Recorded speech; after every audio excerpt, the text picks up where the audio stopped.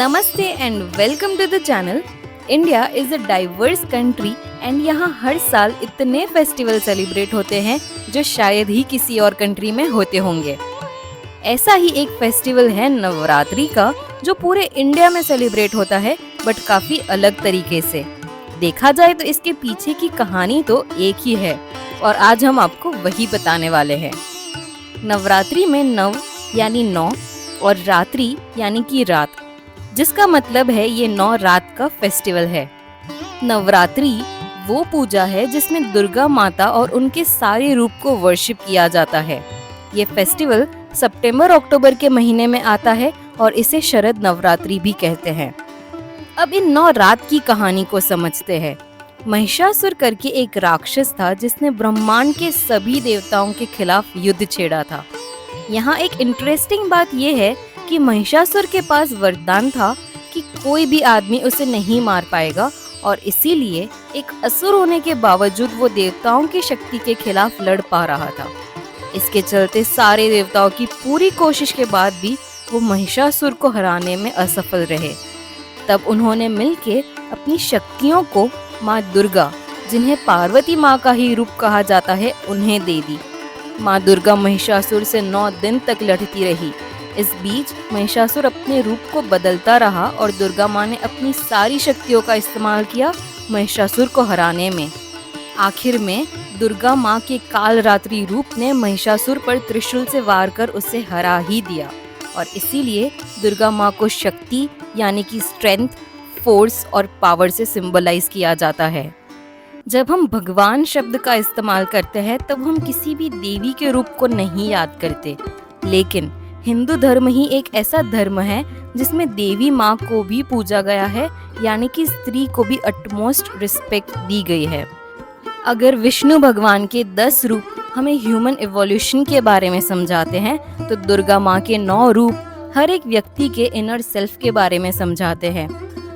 तो चलिए इस 9 रात को माँ दुर्गा के 9 रूप से समझने की कोशिश करते हैं, जिन्हें हर एक स्त्री के अलग अलग फेजेस ऑफ लाइफ से जोड़ा जा सकता है। पहला अवतार है शैल्यपुत्री। शैल्य यानी कि माउंटेन और पुत्री यानी कि डॉटर। डॉटर ऑफ माउंटेन ये माँ का वो रूप है जिसमें उनका अभी जन्म ही हुआ है और वो अपने पिता के नाम से जानी जा रही है। माँ दुर्गा को पार्वती माता का ही इनकारनेशन कहा है और ये उनका एक बहुत ही बेसिक स्वरूप है जिसमें वो नंदी पे बैठी दिखाई देती है। उनके 2 ही हाथ हैं, जिसमें एक हाथ में त्रिशूल और एक हाथ में कमल है। दूसरा अवतार है ब्रह्मचारिणी। ये द्वितीय अवतार में माँ को योगिनी का स्वरूप दिखाया गया है, जिसमें वो अभी अनमैरिड है और ब्रह्मचारिणी के रूप में उन्होंने बिना चप्पल के हाथ में जपमाला और कमंडल धारण किया है। तीसरा है चंद्रघंटा अवतार, जिसमें माँ के मस्तक पर अब तीसरी आंख दिखाई देती है, यानी कि अब उन्हें हर एक विद्या का ज्ञान प्राप्त हो चुका है। यहाँ माँ के 10 हाथ है और वो शेर पर बैठी है। ये एक कंप्लीट वर्जन है माँ का, जिसमें उनके हाथ में शस्त्र भी है और कमल का फूल भी है। चौथा है कुष्मांडा अवतार, जिसमें माँ के 4 हाथ है और उनमें से एक हाथ में घड़ा भी है जिसमें अमृत भरा हुआ है। ये घड़ा माँ के गर्भ को दर्शाता है, जिसमें अब वो शून्य से पूरे ब्रह्मांड की रचना करेगी, जैसे कोई भी स्त्री शून्य से एक जीवन की रचना कर सकती है। 5वां है स्कंद माता का अवतार। स्कंद यानी कि कार्तिकेय की माता के इस रूप में माँ के 4 हाथ हैं, जिसमें उन्होंने अपने बच्चे को पकड़ा है और यहाँ उनके हाथ में एक भी शस्त्र नहीं है, पर उनके पास ममता की शक्ति है। छठा है कात्यायनी अवतार। ये एक सर्वशक्तिशाली अवतार है माँ का, जिसमें वो अब रौद्र स्वरूप में दिखाई देती है।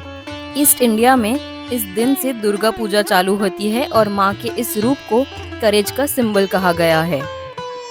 7वां है कालरात्रि अवतार। इस अवतार में माँ अपने सबसे क्रोधित और भयानक रूप को धारण कर लेती है, जिसमें उनकी स्किन का कलर डार्क है, आंखें लाल और शेर की चमड़ी के कपड़े हैं।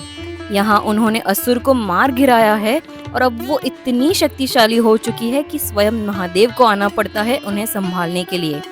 माँ का ये अवतार ये दर्शाता है कि अगर वो ब्रह्मांड की रचना कर सकती है तो टाइम आने पे धर्म की रक्षा करने के लिए उसी ब्रह्मांड को खत्म भी कर सकती है, और इसीलिए ये महासप्तमी का दिन है।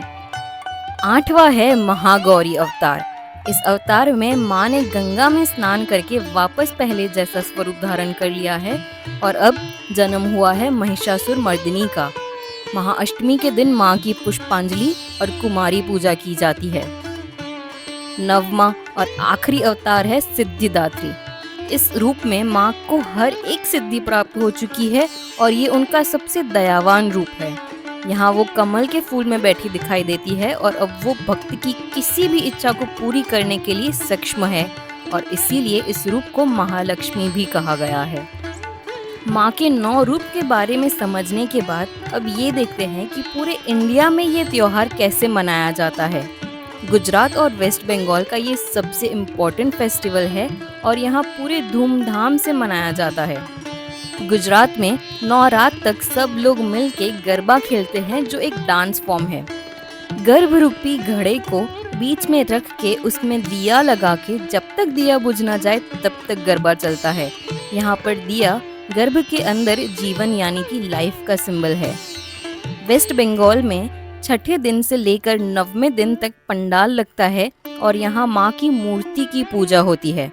जैसे गणेश चतुर्थी में 11वें दिन गणपति बाप्पा का विसर्जन होता है, वैसे ही 4 दिन बाद यहाँ सिंदूर उत्सव मनाया जाता है और उसके बाद दुर्गा विसर्जन होता है। ऐसे ही नॉर्थ इंडिया में अष्टमी और नवमी के दिन कंजक पूजा होती है, जिसमें ये माना जाता है कि छोटी बच्ची के रूप में माँ दुर्गा घर आई है और इसीलिए उनकी पूजा करते हैं। साउथ इंडिया में भी अलग अलग स्टेट में अलग अलग नाम से इनको मनाया जाता है।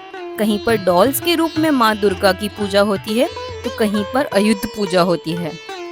हिंदू धर्म में लोग इन 9 दिनों में फास्टिंग करते हैं और 10वें दिन को दशहरा मनाते हैं, which means victory of good over evil. अगर आपको ये वीडियो अच्छा लगा हो तो इसे अपने फ्रेंड्स और फैमिली के साथ ज़रूर शेयर करें और चैनल को सब्सक्राइब करना ना भूलें।